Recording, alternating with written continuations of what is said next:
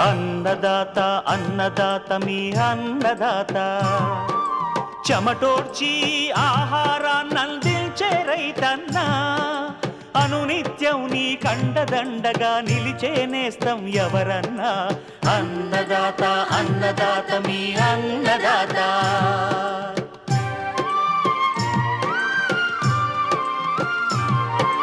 నూతన రీతుల సాగుబడికి, నూరింతలు పెరిగే దిగుబడికి సూచనలిచ్చే సస్య రక్షణకు, పశు పోషణకి శాస్త్ర విజ్ఞానం అందించి ముందుకు నడిపే తెలుగు రైతు భారతదేశానికి మకుటం అయ్యేలా తీర్చిదిద్దే ఆశయంతో మిమ్ము మేలు కొలిపేది అన్నదాత.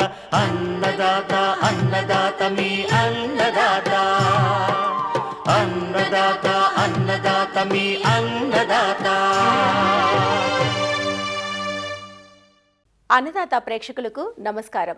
ఈనాటి ముఖ్యాంశాలు: ఖరీఫ్ వరి సాగుకు అనువైన అతి సన్నగింజ రకాలు, సువాసన రకాలు. చేపల చెరువులపై వాతావరణ ప్రభావం, ప్రస్తుతం తీసుకోవాల్సిన జాగ్రత్తలు. సహజ సేంద్రియ విధానాల్లో ఏటీఎం మోడల్ పంటల సాగు, కేవీకే అధికారుల ప్రోత్సాహంతో జహీరాబాద్ రైతు ముందడుగు.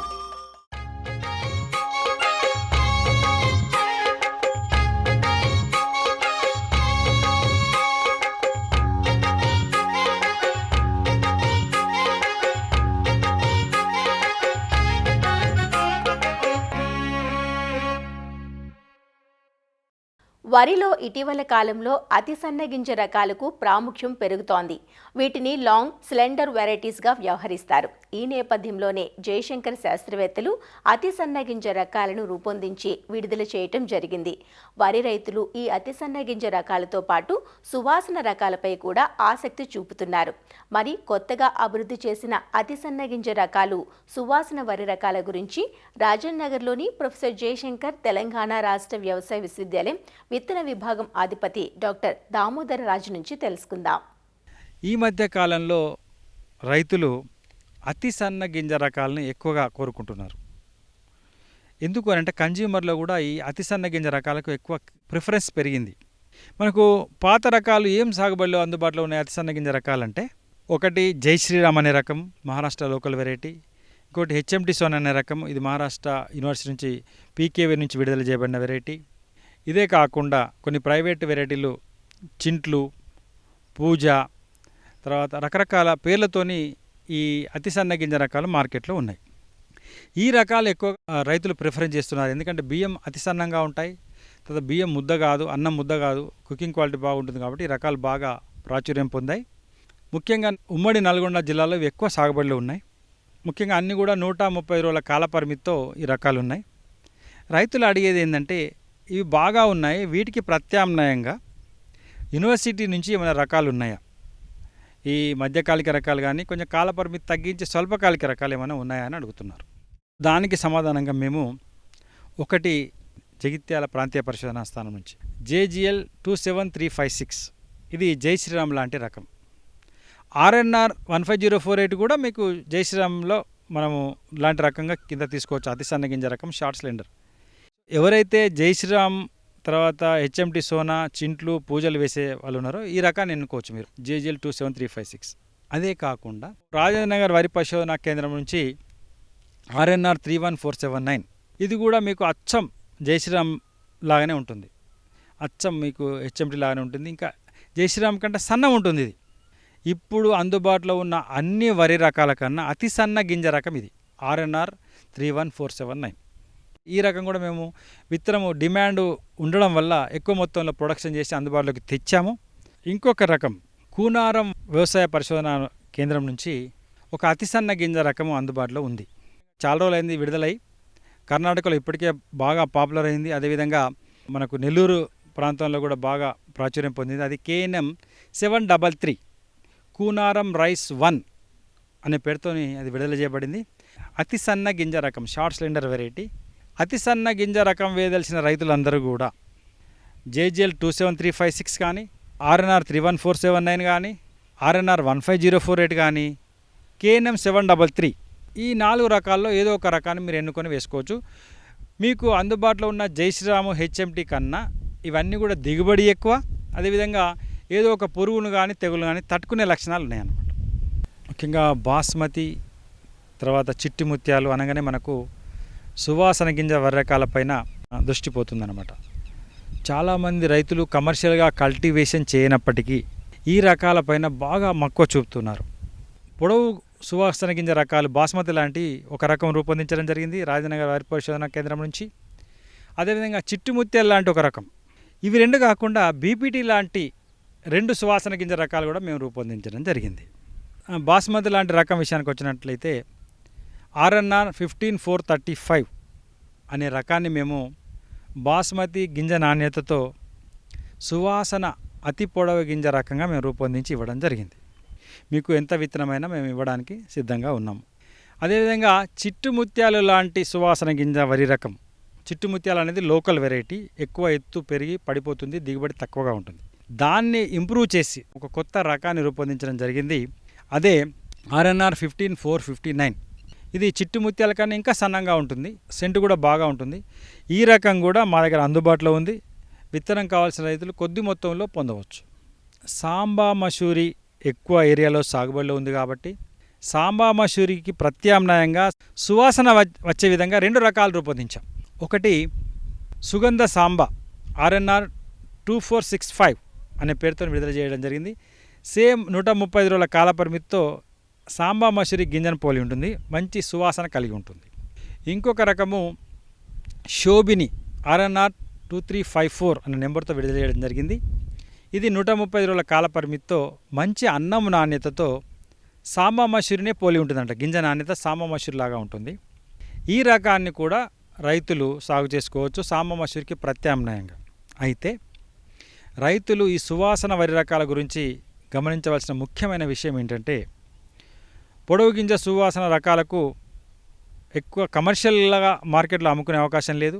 దాన్ని ప్రత్యేక రకాలుగానే అమ్ముకోవచ్చు. తర్వాత అవి పట్టడానికి మిల్లులు మన మిల్లులలో దాన్ని పట్టలేము, నూకలైతాయి. 15459 అనే రకం కూడా ప్రత్యేకమైన రకం కాబట్టి కమర్షియల్గా అది మార్కెట్లో అమ్మలేం. దాన్ని కూడా ప్రత్యేక రకంగానే అమ్మాల్సి ఉంటుంది. తర్వాత సాంబా మసూరి లాంటి రకాలైన సుగంధ సాంబ కానీ శోభిని కానీ ఈ రకాలు కూడా మీకు సెంట్ ఉంటుంది కాబట్టి మామూలుగా జనరల్ మార్కెట్లో అమ్మలేము వాటిని. కాబట్టి వాటిని ప్రత్యేక రకాలుగానే మీరు ప్రమోట్ చేసినట్లయితేనే అమ్మగలం. కాబట్టి ఇవి ఎక్కువ ఏరియాలో సాగు చేయకుండా మొదలు కొద్ది మొత్తంలో సాగు చేసి బియ్యం ఆడిచ్చి అమ్ముకున్నట్లయితేనే రైతులు అమ్మగలిగే అవకాశం ఉంటుంది. కాబట్టి ఈ యొక్క విషయాన్ని రైతులు గమనించాలి.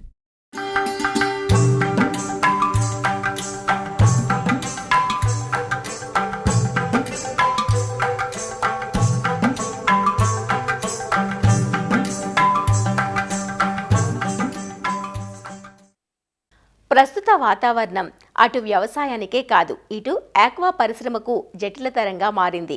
నీటిలో పెరిగే జీవులకు ఈ మార్పులతో సంబంధం ఏముంటుందిలే అనుకుంటారు కదా? ఖచ్చితంగా ఉంటుంది. ఎందుకంటే చేపలు, రొయ్యలు శీతల రక్తజీవులు. మారుతున్న వాతావరణం వాటి ఎదుగుదలపై ప్రభావం చూపిస్తుంది. కొద్దిసేపు ఎండ, మరికొద్దిసేపు వాన, ఇలా హఠాత్తుగా మారుతున్న వాతావరణంలో చేపల చెరువుల్లోని నీటి గుణగణాలు మారుతుంటాయి. దీంతో చేపలు ఒత్తిడికి గురయ్యే ఆస్కారం ఉంటుంది. ఫలితంగా చేపలు వ్యాధులకు లోనవుతాయి. అందువల్ల మారుతున్న వాతావరణంలో చేపల చెరువుల్లో కొద్దిపాటి జాగ్రత్త చర్యలు తీసుకోవాలంటూ వివరాలు తెలియజేస్తున్నారు పశ్చిమ గోదావరి జిల్లా ఉండి కృషి విజ్ఞాన కేంద్రం శాస్త్రవేత్త డాక్టర్ ఏ శ్రీనివాస్. చేపల చెరువులు ఎక్కువగా ఈ వాతావరణాన్ని బట్టి మనం ఇప్పుడు జరుగుతున్నది కానీ చూసినట్లయితే ముఖ్యంగా మనకేంటంటే ఎండ ఎక్కువగా ఉండడం, ఉష్ణోగ్రతలు ఎక్కువగా ఉన్నాయి. ఆ తర్వాత మనకి ఒకేసారి మన వర్షాలు కూడా పడుతున్నాయి. ఈ విధంగా గుబులు వాతావరణం అనేది మనకి ముఖ్యంగా చూస్తున్నాం. ఈ వాతావరణ సమస్య ఉన్నప్పుడు మనకి ఎక్కువగా ఈ చేపల చెరువుల్లో ఏమవుతుందంటే మనకి ముఖ్యంగా ఈ ఆక్సిజన్ లెవెల్స్ అనేవి తగ్గిపోతున్నాయి. మనం దీన్ని డిఓ డిప్లిషన్ అంటాము. అమ్మోనియా లెవెల్స్ ఒకటి పెరుగుతున్నాయి. pH అనేది కూడా మనకి అధికంగా ఉంది. అది మరలా కొద్దిగా తగ్గడం కూడా జరుగుతుంది. ఎక్కువగా అధిక pHలు కూడా చూస్తున్నాం.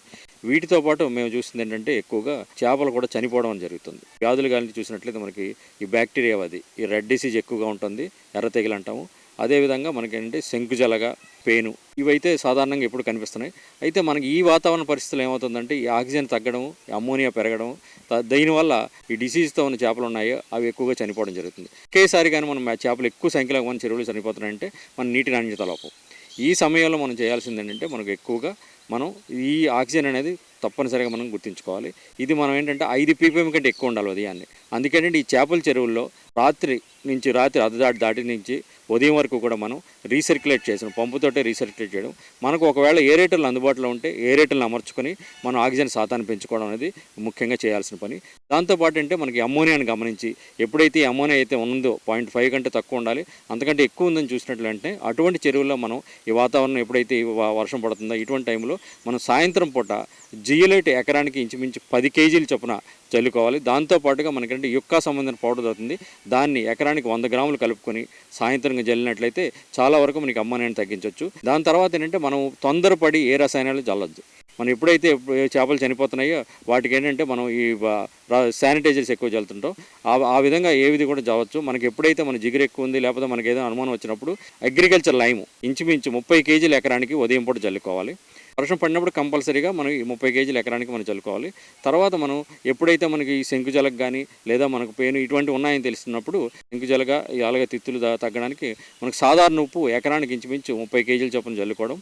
ఆ తర్వాత మనకి పొటాషియం పెర్మాంగనేట్ని తీసుకుని దాన్ని ఇంచుమించు ఎకరానికి kg వరకు కూడా మనం తెల్లవారుజాము టైంలో మనం జల్లుకున్నట్లయితే చాలా వరకు బాహ్య పరాజములు తగ్గించు. అదేవిధంగా మనం ఆక్సిజన్ పెంచవచ్చు, అలాగే బ్యాక్టీరియా లెవెల్స్ కూడా తగ్గించవచ్చు. ఎప్పుడైతే మనకి చేపలు చనిపోతున్నాయో వాటిని తీసుకెళ్ళి పరీక్ష చేయించిన తర్వాతే మన నీటి క్వాలిటీని కూడా చూసుకుని మన వ్యాధి నిర్ధారణ చేసి దానికి ఒకవేళ బ్యాక్టీరియా తెగులుంది, రెడ్ తెగులుంది అని కానీ గుర్తించినట్లయితే అప్పుడే మనం యాంటీబయాటిక్ అనేది వాడడం మొదలు పెట్టాలి. రెడ్ డిసీజ్కు మామూలుగా అయితే మనం ఆక్సీ టెట్రాసైక్లిన్ సరిపోతుంది. అది లేదంటే మనకి ఎండ్రోఫ్లాక్సన్ దేన్నో ఒక నాన్ తీసుకొని మనం ఇంచుమించు మనం చేపల యొక్క బరువుని మనం చూసుకొని దాన్ని బట్టి మనం మేతలో పూర్తిగా 5 రోజులు ఇవ్వాలి. 5 రోజులు అయిన తర్వాత మనం తగ్గిపోతే అప్పుడు మనం మానేయచ్చు.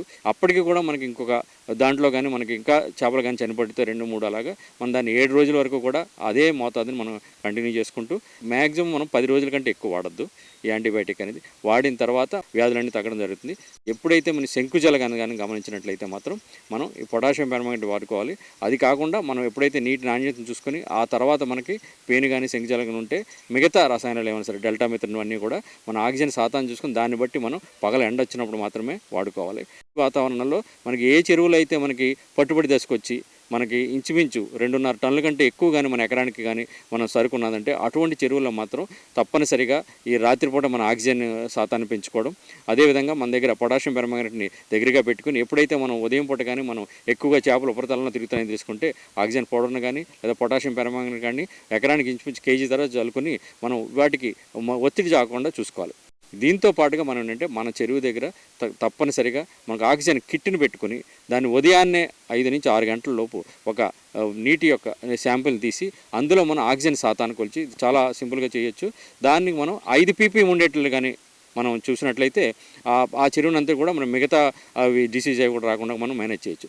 ఎప్పుడైతే మనం ఉదయం చూసినప్పుడు 5 ppm కంటే తగ్గిందో ఆ రోజు వాతావరణం కానీ మేఘావృతం ఉదయం వర్షం కానీ పడినట్లయితే ఆ రోజు రాత్రి నుంచి కూడా మనం ముందుగానే మనం ఆక్సిజన్ పెంపొందించడానికి ఏరేటర్లు వాడడం లేదంటే మనకి పంపు సర్క్యులేషన్ పెట్టుకోవడం చేసుకోవాలి.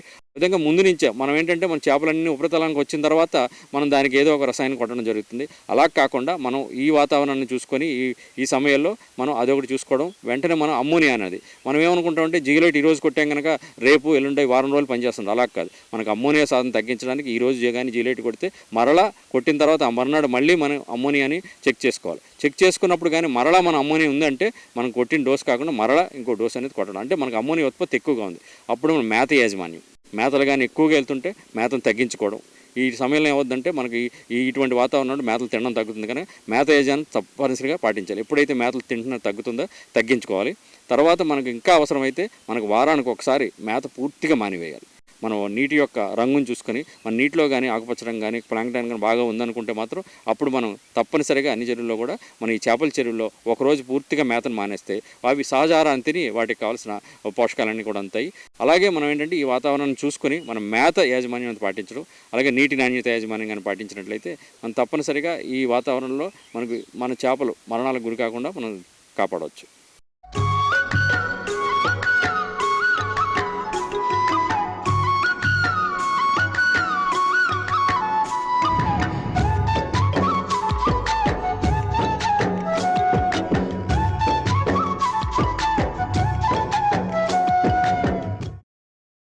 చదువుకుంటే చిన్నదో పెద్దదో ఏదో ఒక ఉద్యోగం చేయాలనుకుంటుంది యువత. కానీ సంగారెడ్డి జిల్లాకు చెందిన ఈ యువకుడు మాత్రం పీజీ చదివి సాగుబాట పట్టాడు.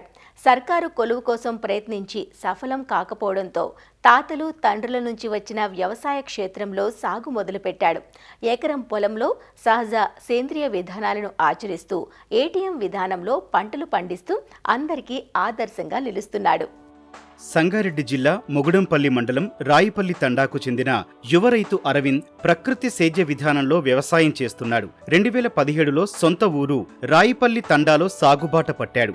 ఆరంభంలో అవగాహన లేక ఇబ్బందులు ఎదురైన సందర్భంలో జహీరాబాద్లోని DDS కృషి విజ్ఞాన కేంద్రం శాస్త్రవేత్తల సలహాలతో సాగులో ముందడుగు వేశాడు. పంటల సాగుకు ముందు నవధాన్యాలు వేసి కలియదున్నాడు. పశువుల పేడ మూత్రంతో పంచగవ్య, ఘనజీవామృతం, ద్రవజీవామృతం తయారు చేసుకుని వాడుకున్నాడు. సస్యరక్షణకు ఎర్రపంటలు, జిగురు అట్టలు, దీపపు ఎర్రలను ఏర్పాటు చేశాడు. డ్రిప్, మల్చింగ్ ఏర్పాటు చేసుకుని వంగ, బెండ, మిరప, గోరుచిక్కుడు పంటలను ఏటీఎం మోడల్లో పండిస్తూ నిత్యం ఆదాయమార్జిస్తున్నాడు. నేను పీజీ కంప్లీట్ చేసినాను. మా డాడీ వాళ్ళది ఫస్ట్ నుంచి వ్యవసాయం కాబట్టి నేను కూడా వ్యవసాయం చేయాలని ఎందుకు ఇంట్రెస్ట్. అది మెల్లమెల్లగా ఆ వ్యవసాయం అంటే నా ఫ్యాషన్గా మారిపోయింది. 2017లో వ్యవసాయం చేసిన. నాకు ప్రకృతి వ్యవసాయం చేయాలనేది నాకు చాలా ఇంట్రెస్ట్ అనమాట. ఇది కెమికల్తో వాడడం వల్ల భూమి నాశనం కావడము, దానివల్ల వచ్చే తరాలకు భూమి మిగిలేదేమో అనేది దాని ప్రకారం నేను కెమికల్ జోలికి పోకుండా రసాయన వ్యవసాయం జోలికి పోకుండా ప్రకృతి వ్యవసాయం చేద్దామని నేను వచ్చిన ఇక్కడ. అయితే ఎట్లా చేయాలనేది తెలియదు నాకు స్టార్టింగ్లో. అయితే చుట్టుపక్కల అడగడము, ఇక్కడ మా ఏరియాలో ఉన్న కేవీకేకు సంప్రదించడము, వాళ్ళు మాకు ఆర్గానిక్ ఫార్మింగ్ ఎట్లా చేయాలో నేర్పించడము, దాని ద్వారా మేము కొద్దిగా గెట్ అయినాం. అయితే ఫస్ట్ ఇప్పుడు ఎక్కువ కెమికల్ వాడేది కూరగాయల మీద. అంటే ఈ కూరగాయల మీద వాడుతున్నారు కాబట్టి నేను కూరగాయలు పండించాలనేది ఉద్దేశంతో కూరగాయలకు వచ్చిన 1 ఎకరాల ఏటీఎం మోడల్లో స్టార్ట్ చేసిన నేను. ఫస్ట్ మనకు ఏటీఎం మోడల్ వచ్చేసి వంకాయ, గ్రాఫ్టెడ్ వెరైటీ వంకాయ తీసుకున్నా. మళ్ళీ దాంతోపాటు ముళ్ళ వంకాయ తీసుకున్నా, 2 రకాల వంకాయలు తీసుకున్నా, మిర్చి తీసుకున్నా, బెండ, గోరుచిక్కుడు, టమాటా. మళ్ళీ ఇంట్లో అంతర్ పంటగా ఇక బిన్నీస్, అట్లా ఒక్కొక్కటి డిజైన్ చేసుకున్నాం అనమాట. కలుపు నివారణకు మల్చింగ్ వాడినాం. సాయిల్ టెస్ట్ మిషన్ కూడా తీసుకొచ్చాం, చిన్నది మాచర్ మిషన్ కూడా తీసుకొచ్చి అది వాడినాము. సీడ్ వేసే మిషన్ కూడా తీసుకున్నాం. ఒక గంటకు 4-5 బెడ్లు సీడింగ్ చేసుకుంటాను. ఇప్పుడు సస్యరక్షణ చర్య మైక్రోరైజం వాడతాము, ఎన్పీకే బ్యాక్టీరియా ఇన్నే మదర్ కల్చర్ ఉంది, ఇన్నే బెల్లం వేసి తయారు చేసుకుంటాం. మళ్ళీ ట్రైకోడర్మా, మళ్ళీ బవేరియా బ్యాసిలానా, ఇట్లా ప్రతిదీ ఇన్నే చేసుకుంటాము. జీవామృతము, ఘనజీవామృతము అవి వాడతాం. సారం పెంచుకోవడానికి మనం నవధాన్యాలు వేసినాం స్టార్టింగ్. సాయిల్కు మళ్ళీ స్లర్రీ వాడతాం. ఇంకోటి మన దగ్గర ఆవులు ఉన్నాయి, 2-3 ఆవులు ఉన్నాయి, మళ్ళీ 2 ఎడ్లు ఉన్నాయి. అవి రోజు మూత్రము, ఆవు పేడ కలెక్షన్ చేసుకుని స్లర్రీ తయారు చేసి ఆ స్లర్రీ కింద పారించడము, దానివల్ల ద్వారా అనేది భూమికి మంచి బలం ఇచ్చిందనమాట. ఎప్పుడైతే భూమికి బలం ఉంటుందో అప్పుడే మొక్క కూడా బలం వస్తుంది. ఆ చీడపీడ కూడా అటాక్ చేయడం తగ్గుతుంది. సోలార్ ట్రాప్ పెట్టినాం మనం. సోలార్ ట్రాప్ పెట్టడం వల్ల స్టార్టింగ్లో అయితే చాలా పురుగులు పడ్డాయి అందులో. ఇప్పుడు కొద్దిగా ఉదిరిగితే తగ్గింది దానికి. మళ్ళీ స్టిక్కీ ట్రాప్స్, జిగరట్టలు పెట్టడం వల్ల కూడా అవి దానికి అతుకుంటున్నాయి అనమాట. రిజల్ట్ కూడా చాలా మంచిగా ఉంది. మళ్ళీ పిరమిడ్ ట్రాప్ కూడా పెట్టినాం మనము. మళ్ళీ దాంతోపాటు చుట్టూ బార్డర్ క్రాప్ మనం ఆమ్లం పంటలు, బంతి పంటలు ఇట్లా దానికంటే ఒక క్రాప్కు వంకాయకు మధ్యలో అనేది మనం వేరే క్రాప్ తీసుకున్నాం. వేరే క్రాప్ తీసుకోవడం వల్ల అనేది ఆ పెస్ట్కి ఏంటంటే ఆ వంకాయ మీద అటాక్ చేయాలన్నా వేరే క్రాప్ ఇక్కడ నుంచి అక్కడ ట్రాన్స్ఫర్ అయ్యేలోపు దానికి డిస్టర్బ్ అవుతుంది.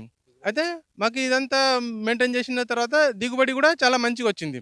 ఇప్పుడు ఏటీఎం మోడల్లో ఇప్పుడు హార్వెస్ట్ స్టార్ట్ అయింది. క్వాలిటీ కూడా మంచిగా వస్తుందండి.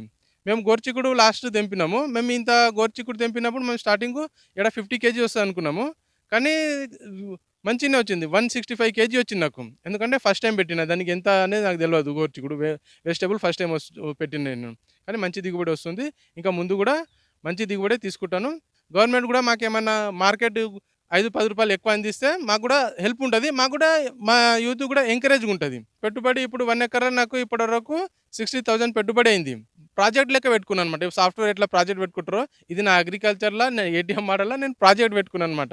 ఇది కంపల్సరీ సక్సెస్ చేస్తాను. నేను పోలీస్ డిపార్ట్మెంట్ ఏఎస్ఐ. నేను ప్రజెంట్లో నేను మెదక్లో డ్యూటీ చేస్తున్నాను. మా తమ్ముడు అరవింద్ ఆర్గానిక్ గా తయారు చేసుకొని ఎరువు కానీ ఏ మందు లేకుండా కూరగాయలు, టమాటాలు, వంకాయ, బెండకాయ, గోరుచిక్కుడు, పచ్చిమిర్చి ఇవన్నీ మంచిగా మనం చూస్తే పచ్చిగా తినాలన్నట్టు ఉన్నాయి. అవి కూరగాయలు అంతా మంచిగా ఉన్నాయి. అవి మా తమ్ముడు పీజీ చేసి కూడా ఎడ్యుకేషన్ చేసి జాబ్ గురించి తపన పడలేడు. ఇక్కడ వ్యవసాయాన్ని ఎంత డెవలప్ చేయాలనేది ఒకటే తపన ఆయనకు.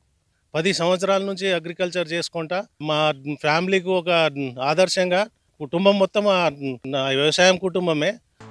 సాగులో సహజ విధానాలను ఆచరించడంతో పాటు సాంకేతికత సాయంతో ముందుకు సాగుతున్నాడంటూ జహీరాబాద్ కేవీకే శాస్త్రవేత్తలు అభినందిస్తున్నారు. సేంద్రియ పద్ధతుల్లో కూరగాయలు పండిస్తూ రోజువారీ ఆదాయాన్ని ఆర్జిస్తున్నాడంటూ చెబుతున్నారు. మనం ఉన్నది ఇప్పుడు రాయపల్లి తాండా గ్రామంలో. ఇక్కడ వచ్చేసేసి అరవింద్ అనే రైతు అనేక రకాల పంటలు కలిపి పంటలు అనేవి వేసుకుంటూ దాంతో పాటుగా సేంద్రీయ వ్యవసాయం అనేది స్టార్ట్ చేశారనమాట. దీంట్లో అనేక రకాల పంటలు అంటే మనము ముఖ్యంగా ఆయన కూరగాయలు ఎందుకు అన్న ఉద్దేశంతో అనంటే మమ్మల్ని అడిగినప్పుడు అన్ని పంటల కంటే కూరగాయలు ఎక్కువగా వాడుతూ ఉంటాం. అయితే కూరగాయలు మనుషులందరం తీసుకునేది, రోజువారీగా మనం తీసుకునేది. కానీ అలాంటి పంటలలో అనేక రకాల రసాయనాలు వాడడం వలన మనిషి ఆరోగ్యం కూడా చాలా దెబ్బతింటుంది. నేల ఆరోగ్యం, తర్వాత పర్యావరణం అనేక రకాలుగా దెబ్బతింటుంది. ఇదంతా మనం చెప్పినప్పుడు ఆయన ఒక ఉద్దేశంతో కూరగాయలు అనేది వేసుకోవడం జరిగింది. దీంతో పాటుగా ఆయన అనుభవంతో కూరగాయల పంటలతో పాటు పప్పు దినుసుల పంటలు అనేవి వేసుకున్నాడు. అట్లా పప్పు దినుసుల పంటలు వేసుకోవడం అనేది ఆయన యూట్యూబ్ వీడియోస్ ద్వారా చదువుకోవడం ద్వారా అట్లా తెలుసుకొని ఆ పప్పు దినుసుల పంటలు ఎందుకు అని అనుకుంటే ఈ ఏవైతే ఉంటాయో వాటిలో అనేక రకాల బుడిపలు అనేవి, వేర్లకు బుడిపలు ఉండడం వల్ల పర్యావరణంలో ఉన్న నత్రజనిని అవి ఫిక్స్ చేస్తాయి. అది భూమికి ఎప్పుడైతే అందిస్తాయో సారం అనేది పెంచడము, ఆ మొక్కలు రోగనిరోధక శక్తి పెంచుకోవడమే కాకుండా పక్కనున్న మొక్కలకు కూడా పంటకు కూడా అందించడం వల్ల అనేక రకాల లాభాలు ఉన్నాయి. అట్లనే ఆయన చేసే పద్ధతిలో మల్చింగ్ పద్ధతి అనేది చేస్తూ ఉన్నారు. అంటే ప్రస్తుతం ఉన్న ఎండాకాలంలో కూరగాయలు వేయడం ఒక ఎత్తు అయితే భూమిలో సారం ఎంతైతే తేమ ఉంచుకోవడం కూడా అంతే ముఖ్యమవుతుంది. దాంతో పాటుగా కలుపు నివారణ కూడా ఉండాలన్న ఉద్దేశంతో మల్చింగ్ పద్ధతి అనేది చేస్తున్నారు. ఆయన చేసేది ప్లాస్టిక్ మల్చింగ్, దాంతో పాటుగా మనకు చెరుకు వాడ ఏదైతే ఉంటుందో ఆ చెరుకు వాడను, గడ్డిని అట్లా సాలల్లో వేసుకోవడం అనేది జరిగిందనమాట. అయితే ఈ కలిపి పంటలతో పాటు ఆయన అనుభవంతో ఆయన ఏం చేశారంటే ఇప్పుడు ఏదైతే మనకి ఆముదం పంట, జొన్న పంట ఏవైతే ఉన్నాయో అవి కంచె పంటగా వేసుకున్నారనమాట. ఎందుకు అని అంటే పురుగులు ఏవైతే వస్తాయో మెయిన్ పంటను ఆశించే దానికంటే ఈ కంచె పంట మీద ఫస్ట్ ఆశిస్తూ ఉంటాయి అన్నమాట. అట్లా మనకి ముఖ్యమైన పంట మీద ఆశించకుండా, దానిపైన ఎలాంటి దిగుబడి ప్రభావం పైన చూపించకుండా ఈ కంచె పంట మీద మనము నెక్స్ట్ చర్యలు అనేది తీసుకుంటూ ఉంటాం. అదేవిధంగా ఈయన చేసే పద్ధతులలో పంట వేయంగానే వేసిన తర్వాత 30 రోజులకు 40 రోజులకు జిగురాకు అట్టలు, అట్లనే లింగాకర్షక బుట్టలు, దీపపు ఎరలు అనేది పెట్టుకోవడము, దాని ద్వారా కొన్ని రకాల పురుగులను అరికట్టుకోవడము, దాంతో పాటుగా భూమి సారం పెంచేటందుకు ఆయనే 2017లో స్టార్ట్ చేసినప్పుడు ఆయన భూమి యొక్క ఆర్గానిక్ కార్బన్ దాని యొక్క విలువ అనేది తెలుసుకున్నారు. ఆయన ఫస్ట్ సాయిల్ టెస్ట్ చేసినప్పుడు 0.4 ఉండేది. ఇప్పుడు అంటే 4 సంవత్సరాల తర్వాత అది 0.8కి వచ్చింది. జీవన ఎరువులు ఏవైతే ఉన్నాయో ఆ లిక్విడ్ బయోఫర్టిలైజర్స్ అని అంటాం. మనం జీవామృతము, ఘనజీవామృతము, ఆయన ఒక 200 లీటర్ల డ్రమ్ములో మన గోమూత్రము, తర్వాత ఆవు పేడ, నీమ్ కేక్, ఆముదం కేక్ ఇవి వేస్తూ ఒక స్లర్రీ లాగా చేస్తూ అవి కూడా డ్రిప్లో వదులుకోవడం అనేది జరుగుతుంది అనమాట. వీటితో పాటుగా ఏంటనంటే మనకి పంట పైన వచ్చే రసం పీల్చే పురుగులు ఏవైతే వస్తాయో ఆ వాటి కోసం బెవేరియా, మెట్రైజియం ఇవి కూడా ఫార్ములేషన్స్ తీసుకొని ఆయన పొలంలోనే మల్టిప్లై చేసుకుంటూ ఉన్నాడు అనమాట. అట్లనే మనకి కాయతొలుచు పురుగు లాంటివి వచ్చినప్పుడు మెట్రైజియం అనేది వాడటము, తర్వాత కషాయము, దశపర్ణి కషాయం, ఇట్లాంటి కషాయాలు అనేది తయారు చేసుకొని పిచికారీ చేసుకుంటున్నారు. ఈ విధంగా అన్ని సమగ్ర సస్యరక్షణ చర్యలు, సమగ్ర యాజమాన్యం అనేది పాటిస్తూ మంచి దిగుబడులు కూడా ఆయన సాధించే విధంగా ముందుకెళ్తున్నారు. మరిన్ని విభిన్న అంశాలతో రేపటి అన్నదాతలో మళ్ళీ కలుసుకుందాం. నమస్కారం. అన్నదాతలు తమ సందేహాలు, సమస్యలను 18004254085 టోల్ ఫ్రీ నంబర్లో ఉదయం 10 నుంచి 11 గంటల మధ్య పని దినాలలో సంప్రదించగలరు. ఈ కార్యక్రమాన్ని యూట్యూబ్లో www.youtube.com/annadata ETV లింక్ ద్వారా వీక్షించవచ్చు.